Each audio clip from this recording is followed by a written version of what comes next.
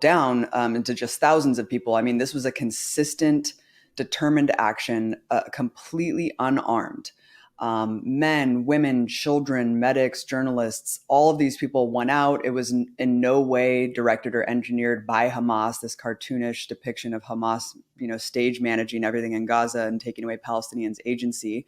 It was devised by a poet named Ahmed Artema, who just simply wanted to kind of do this peaceful action where he was drawing attention to their plight as refugees. And it was mostly symbolic to erect tents and basically call attention to their plight as refugees and show the international community, look, we're still here generations later as besieged refugees, ethnically cleansed right from this partition where our ancestral lands are just right there. We can see them, that we can't go to them.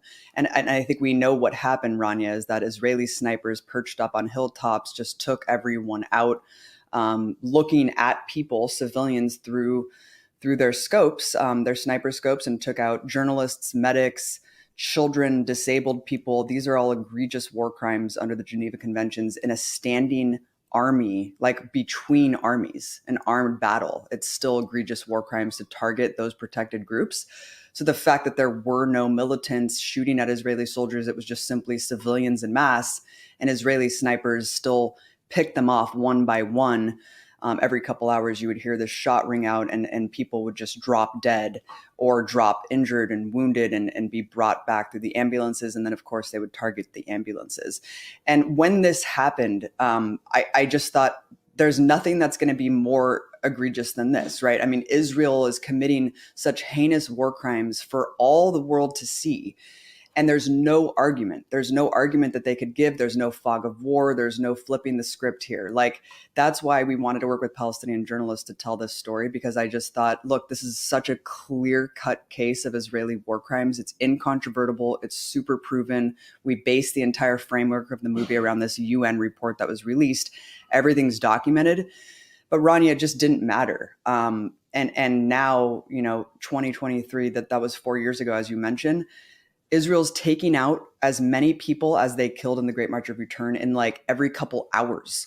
I can't keep up with the amount of civilians that are dying in mass, because in the Great March of Return, it was 214 people that were picked off by Israeli snipers, 8,000 people shot with live ammunition. And now every couple hours, I'm hearing that hundreds of people are dying every couple hours. And it's just like, you think that it can't get worse, and it just does. And they made the Great March of Return about Israel, and they made it about the human shields, and they continued to pose as the victim even during that. And international law did nothing, and the UN sat back and did nothing, and the US continued to greenlight Israeli apartheid. And so the audacity, the hubris, and the arrogance of thinking that you can keep 2.3 million people in this caged ghetto and not expect anything to happen. And so that's led us to where we are today. And even in the movie, it said that, by 2020, the UN was saying this is an uninhabitable area. The lack of potable water, I mean, all of those things. So that was 4 years ago.